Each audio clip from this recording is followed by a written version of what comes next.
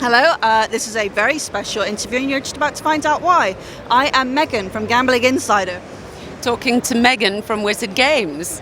Perfect. Hello, Megan. First of all, let's jump straight in. What markets are Wizard Games in, and are there any more that you're planning to launch into in 2024? Well, 2024 is very exciting for us in terms of North America and Canada. We're licensed in over 25 markets. I think one of our definite advantages is that we deploy customized games into markets where we are licensed. And so North America, Canada, and certainly LATAM is very exciting for us in the coming year of 2024. Nice, I like it. And, talking about your games, there's a lot of different themes you can get in the gambling industry. You've got, Egypt, you've got leprechauns. Are there any that are on the rise, and are there any on the fall? Interesting that you should say on the fall, because I think traditional games which are entry-level, free spins based, is not grabbing anyone's attention anymore. Certainly what we've done with our games, where you can either we produce something new or we enhance something that exists, or we clone the game itself to make it look different. I mean, you look at, for example, Piggy Bank is one of our very first casino games that's come out, but not quite closely easily linked to a Piggy Burst, for example. And so instead we've talked about Cakes Burst. So I think that, themes are very inviting to certain players, the quality of the games themselves. So, now there's a big focus in the marketplace on crash games. We've just built our first crash game called Right Flyer, and it's just gone through for certification, and we're super excited about how it's going to perform in the market because it's simple, it's clean, and it delivers a great experience. Coming up for our roadmap, we're also going to be looking to customize in North America, Canada, and LATAM, because content remains king.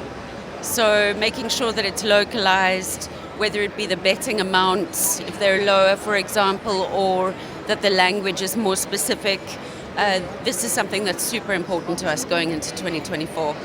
Nice, thank you. And obviously talking about these kind of themes and people like what they like, how do you balance innovation with accessibility?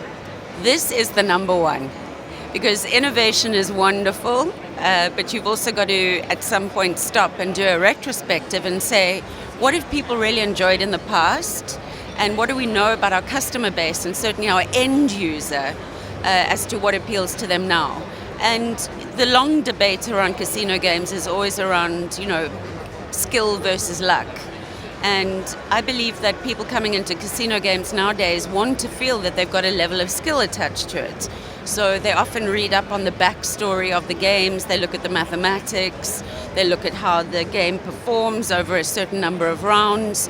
So I would say that from an innovation perspective, we are ahead of the game in the sense that we have beautiful, clean quality and, RTPs that work for markets. That said, accessibility is that you've always got to assume that there's a new roundabout of people who come into online casinos for the first time. So diversifying the games on the customer journey becomes quite important. So what would you use in an acquisition mode? What would you keep pushing as a retention tool?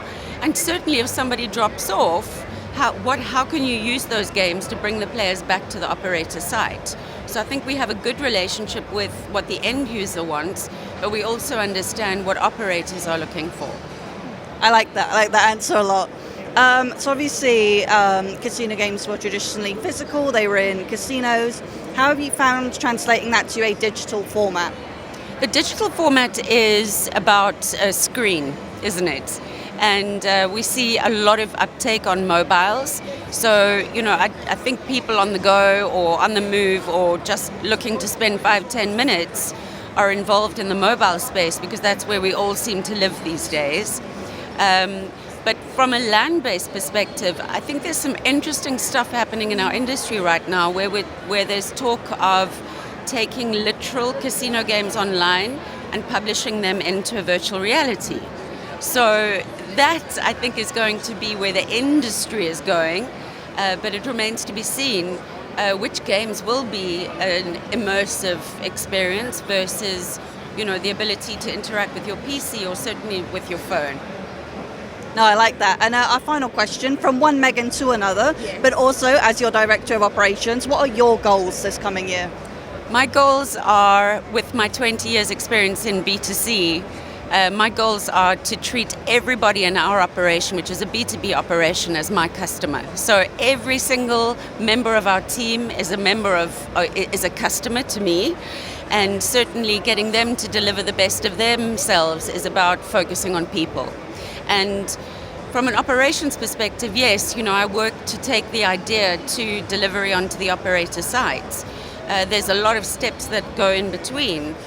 It's not just about efficiency, it's also about a heart investment from every role. So, the art studio, what makes them tick and feel proud in terms of back end, front end, and QA. With us going with more personalized content, they see the revenues that come from their work. And so I'd say my major goal for Wizard, certainly in operations this year, is about, keeping the great team we have, generating the best ideas we can, and delivering to market in a way that really adds value, not just to the end user, but to the operators as well. I really like that. You know what? I'm glad you're answering, Megan, because I would have said read more books. But I really, really like your answer. I'm glad to hear it. This has been Megan from Gambling Insider and Megan from Wizard Games, and we are signing off.